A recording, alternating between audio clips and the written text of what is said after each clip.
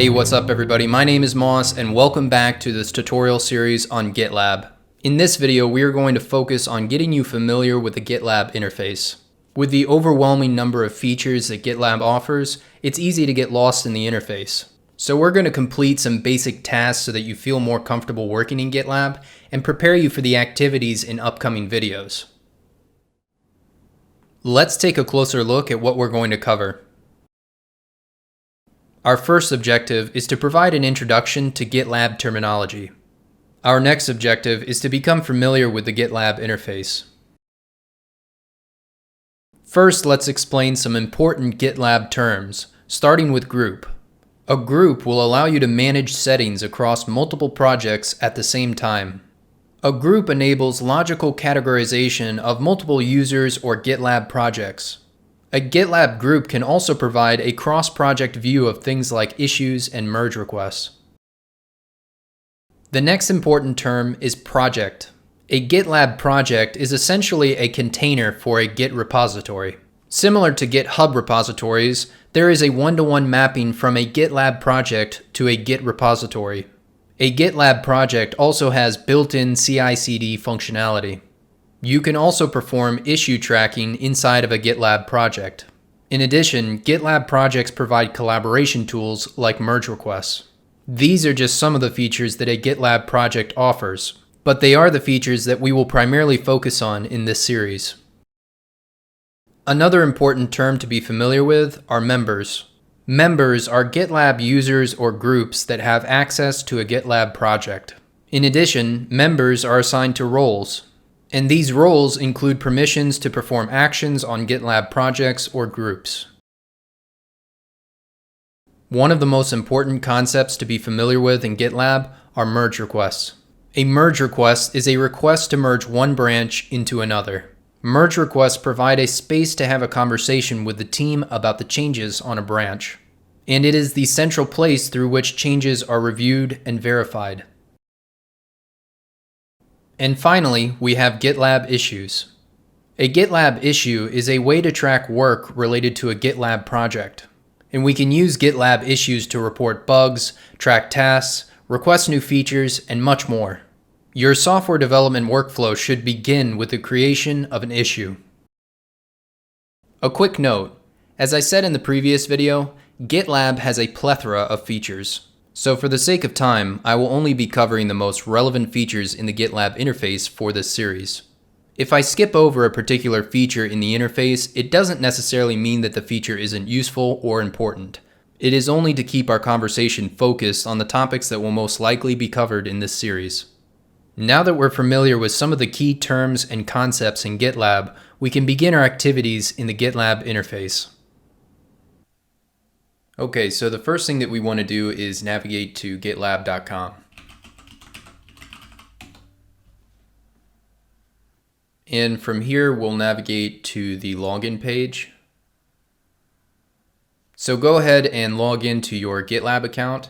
And if you don't have a GitLab account already, then you can create one by just coming down here to the Register Now link. And you can follow the steps on this page to create a new GitLab account. And so if that is the case, then just pause the video and create an account, and then we will log into our GitLab account after the account has been created. So I'm going to sign in. And the home page, once we sign in, is like a projects dashboard.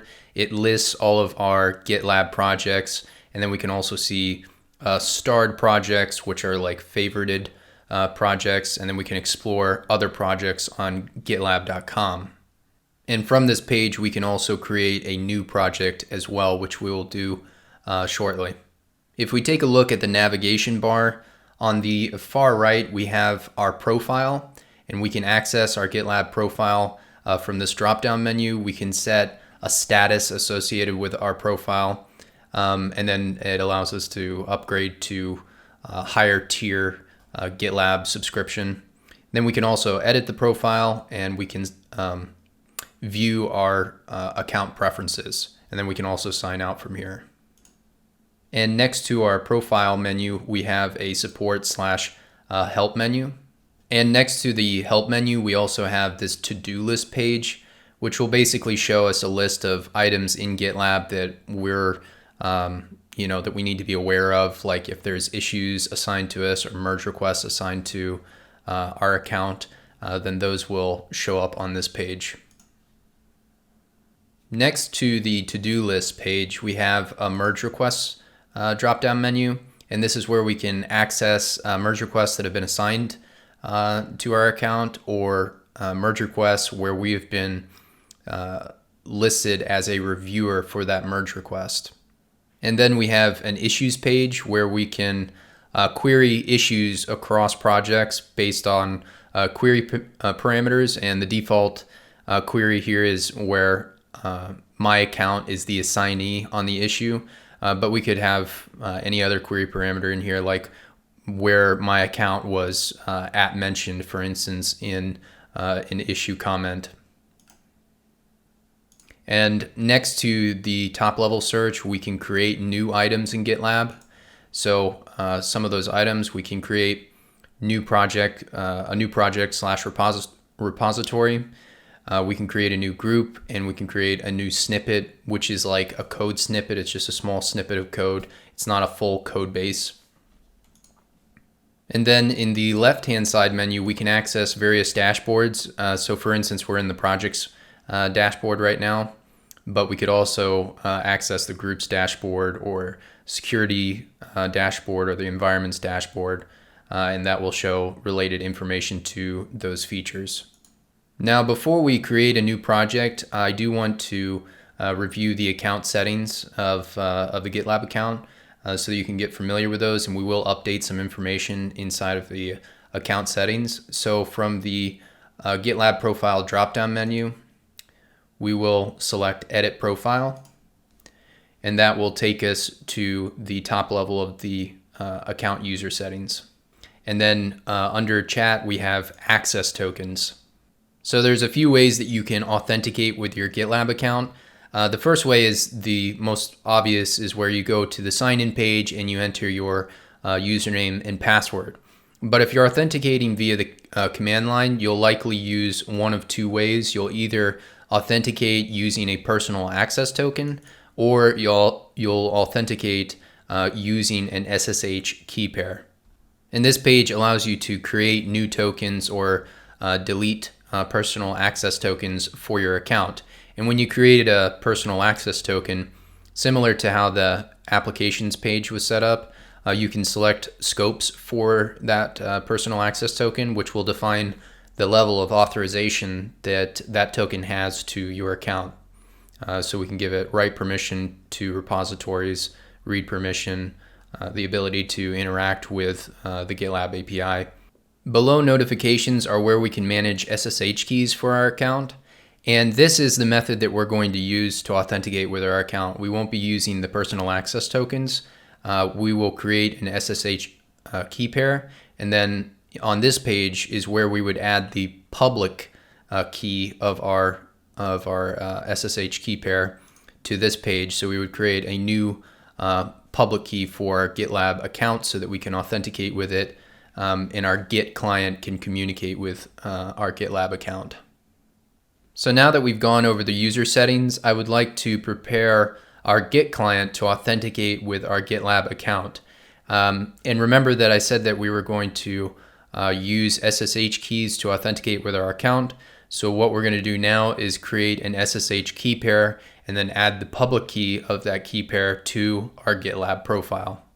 So I'm going to navigate to my terminal and open up a new terminal session. And in my terminal, I'm going to invoke the SSH keygen command.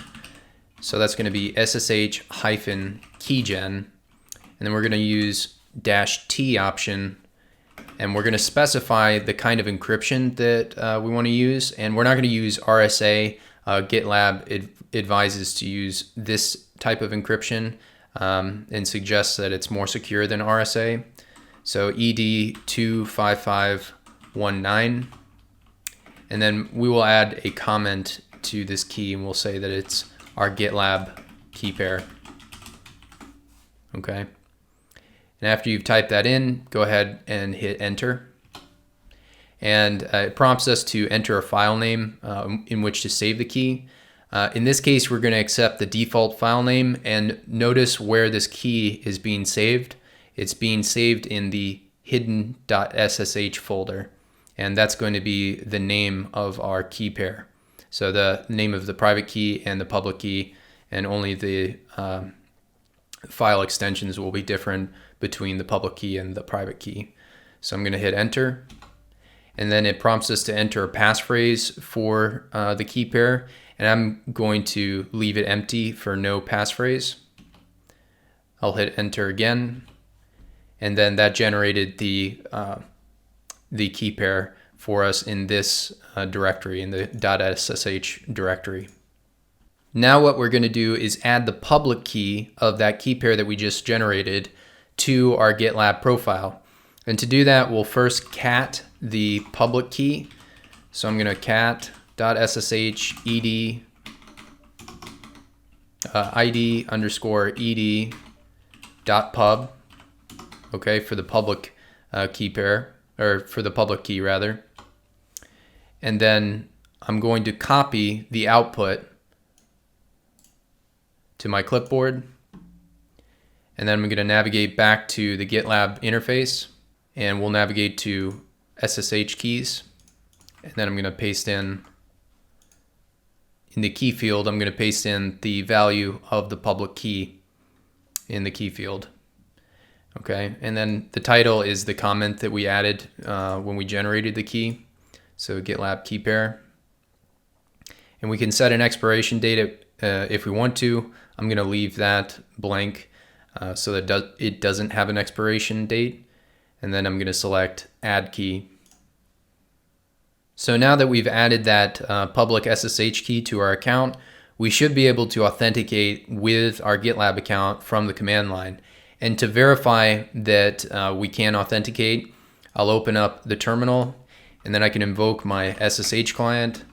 I'll use the dash capital T option, and then we're going to say git at gitlab.com. Okay, and I'm using gitlab.com because my account is on gitlab.com. If you're using like a private instance of GitLab, then you would want to specify that private instance URL. Okay, so if I hit enter, it says welcome to GitLab, and then it specifies my username, which means that it did successfully authenticate with my account. Okay, so now that we know our SSH key pair is working, let's navigate back to GitLab, and I want to take a look at the groups dashboard. So from the left-hand side menu, I'm going to select groups, and let's navigate to the Your Groups page. And on the groups dashboard, you can see that I've already created a group called Tech with Moss Group. But let's go ahead and create a new group. So up in the top right here, I'm going to select New Group. And then I'll select Create Group. And then I can give the group a name. So feel free to enter whatever name you prefer here. I'm going to say Moss Test Group. Okay. And then I can specify a unique group URL. And then under the group URL, we can specify the visibility level of the group, whether it's private or public. If it's public, then the group can be viewed without any authentication. And then they have some personalization options for this group. So I can specify what my role is, and I'm going to leave it as software developer, but you can see here that they have other roles that you can select. And then it says who will be using this group, and I'm going to specify just me instead of my company or team. But if I do select my company or team, I have this drop down where I can specify what the group will be used for. And then I can also invite members to the group using their email address. So I'm going to select just me, and then I'm going to select create group. And on the group homepage, I can see subgroups and projects that are associated with this group. So a group can have a subgroup, and from this page, I can also create new subgroups or new projects that are associated with this group, this Moss test group. And in the left-hand menu of the group, I can access the group information, which will include the group activity, labels, and then members.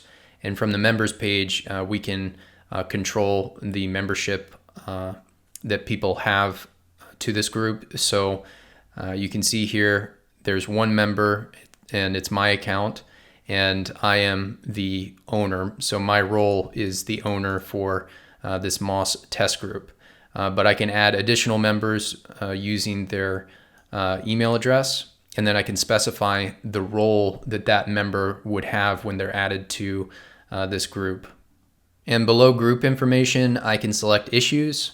And if I select issues, it will show me all issues that are associated with this group, which there might be issues created in multiple projects. So this view inside of the group will actually show issues across projects. And in the board section, I can also utilize a lightweight agile board. You can see here that has issues that have a status of open will show up here. Issues that have a status of closed will show in this column. And then you can also add additional columns to match your desired issue workflow. And below issues, we can also view merge requests. So if I select merge requests, we would get a view of merge requests that, again, are across projects. So it would be all projects that this group is a member of. So you can add groups as members to GitLab projects, right? So any merge requests that show up here would be across all of the projects that this GitLab group is a member of. And then finally, we have the group settings. And under the group settings, we have general settings where we can control things like the group name, the group ID, the description of the group. We can upload a group avatar, kind of like how we can upload an avatar for our profile. And we can also control the visibility level. We can control permissions and enable large file storage or disable large file storage, and that's Git LFS. We can enable default branch protection, which allows us to protect certain branches so that developers cannot push new commits to specific branches. Under the general settings, we have integrations, and this is where we can set up new integrations with external tools like Atlassian Bamboo for CI/CD. We could integrate this GitLab group with a Confluence workspace, also with Jira. We can also specify group level CI/CD.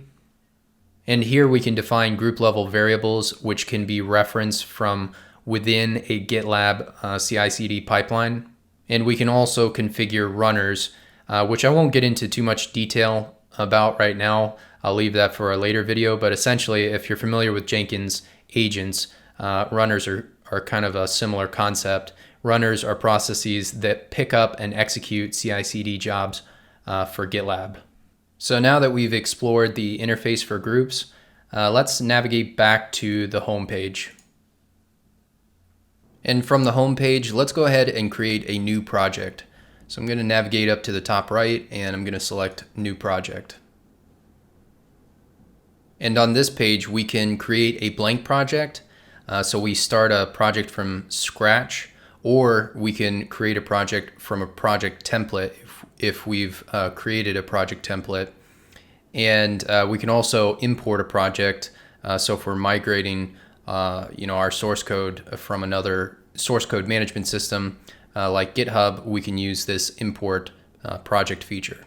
And then the last option here, if we want to use GitLab purely like as if we were using it like Jenkins, where it's just performing CI/CD for us, we can still utilize a external source code management system like GitHub, and then we'll just use the CI/CD feature that GitLab offers to facilitate CI/CD for our project. But in our case, we are going to create a blank project. So I'm going to select the Create Blank Project, and then it takes us to a page where we can fill out some details on our project. Now you can use the project name field to provide a name for your project. But if you leave this field blank and you provide a project slug, which will be essentially the URL or part of the URL of the project, then it will automatically fill in the project name field for you. So I'm going to use that option, and I'm going to call the project moss-test-project. Okay, and notice that the project name field automatically gets filled in as I enter the project slug. I can also specify where this project should live by using this drop down. I can specify a group or a specific user. And right now it's under my account, Tech with Moss, so I'm going to leave it under Tech with Moss. And then I can provide a project description if that is applicable. And under the description, I can specify visibility level, so whether or not the project is going to be private or public. And then if it's a public project, the project can be accessed without authentication to GitLab. If the visibility is set to private, then I have to explicitly grant access to each user or to a group by adding them as members to the project.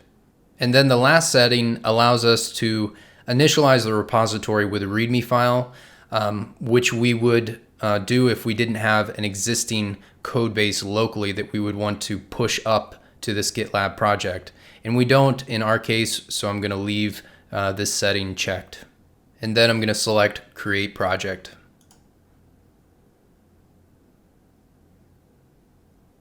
So here we have the home page of the project, and we can access the commits, the branches, the Git tags that have been created, and then it tells us a little bit of information about the storage that this project is utilizing. And if I exit out of these messages, we can see the actual code base and all of the files in the code base. And right now there's just the README file. But you'll notice that below the directory, the README file is automatically rendered at the bottom of the page. And the README file was also automatically filled out with some resources to help us get started with our project. And above the root directory, we can also see a couple of other things. The first is the branch specifier. So right now we're checked out to the main branch. So the version of the code base that we're viewing here is the version on the main branch. And if we wanted to switch branches and view a different branch, we could just select the drop down and either search for a branch or a Git tag and then check out to that branch. In our case, we don't have any other branches in this repository, so we only have the main branch as the only option. And then next to the branch specifier, we have the option to create new files, upload files. We can also create a new directory, and this is all within the current directory that we're in, and we're in the top level directory right now. But we can also create a new branch, or we can create a new tag, a new Git tag. And another really cool feature is we can use a web IDE to modify the code base in our browser without having to download it locally and modify it in our local IDE. And next to Web IDE, we also have the option to download the source code as a compressed file. And then finally, we can clone the repository using either SSH or HTTPS. And we didn't cover the git clone command in the last video, but we will cover it in an upcoming video. But essentially, cloning means that we are downloading this project as a Git repository to our local machine so that we can make commits to the repository and then push those commits back up to GitLab. So the key difference between cloning and downloading as a compressed file is that if we were to download it as a compressed file, it's not technically a Git repository, so we wouldn't be able to make commits inside of that compressed file after we've extracted the project. And then in the issues section, we can manage and create issues related to this project. And we also have agile boards similar to what we saw in the groups settings page as well. Below the issues section, we have merge requests, and this is where we can manage and view all of the merge requests related to this project. And right now there are none, but we can create a new merge request from this page. I think we can also create a merge request from the home page of the project as well. Under merge requests, we can configure CI/CD for the project, so we can create new pipelines, and we will explore this feature in later videos. But we can create new GitLab pipelines and pipeline jobs, and then we can set schedules for those pipelines. In the Packages and Registry section, we can publish software packages to the Package Registry, and then we can also utilize the Container Registry to publish Docker images. And in the Infrastructure Registry, we can publish Terraform modules if we have any Terraform modules. And under Analytics is the project wiki. And the wiki is where you could publish documentation related to the project. So for instance, if you had architectural documentation describing the architecture of your application, you could publish it to the project wiki. And a GitLab project can have snippets of code. So you can create a snippet of code, which essentially is a small piece of code. It might not be an entire code base or an entire file from a code base. It could be just a single function from a file that might be useful to others. So maybe you could share that function with others, and you can use snippets to do that. A snippet can be shared with other users. It can be version controlled and downloaded. Now for the project settings, I won't go into too much detail because what you'll notice is that a lot of the settings are similar to group settings, but they are at the project level. So if I go into settings and then general, you'll see very similar fields to the group settings fields, with the exception of merge requests. So this is a big one. You can configure various settings related to merge requests in your GitLab project. So for instance, you can specify what kind of merge method you would like merge requests to take. So down here under the merge method, we can specify whether or not we want a merge commit with a semi-linear history, or a fast forward merge. You can also specify the default behavior for squashing commits when merging a merge request, and then you can enable merge checks as well. So for instance, we can enforce that all pipelines must succeed before the merge request can be merged. In the repository section, we can configure various settings related to branches in the GitLab project. So for instance, we can set the default branch of the project, which means that anytime we were to open a new merge request, the target branch would automatically be selected as the default branch. Another important setting are protected branches. It's typically a best practice to protect the main branch or your stable branch or your production branch, since protecting the branch means that only certain people can actually push commits to it. And also you can disable force pushing to that branch, so nobody can override the history of a protected branch. And under the monitoring settings, we can also control settings related to GitLab Pages, which is a pretty cool feature. Pages essentially allows you to host a static website off of this GitLab project. So now that we're familiar with the project's features and settings, I'd like us to go ahead and create a new issue in this project. So I'm going to select the Issues section. And in the Issues section, I'm going to scroll down and I'm going to select New Issue. So for the title of the issue, I'm going to say modify the project README. And for the issue type, I'm going to leave it as issue. But if we select this drop down, we can also select a different issue type. In this case, we have the incident issue type as well. In the description of the issue, I'm going to say modify the project README file to practice the GitLab flow. And what's cool about the description field is that we can utilize Markdown syntax in this field, and then we can preview that syntax in the preview field. So right now we're not using any Markdown, but I can modify this, and I'll add a hashtag, and a single hashtag will give me a header. So if I preview that, I now have a markdown header. I'm going to change this hashtag to a bullet, and then I'll scroll down and I'll leave the remaining fields empty, but we can assign the issue to a specific user in the project. Right now I'm the only user in the project. We can also add a due date for the issue, and we can associate it with a milestone in the project, and we can also add labels to the issue as well. And now I'll select Create Issue.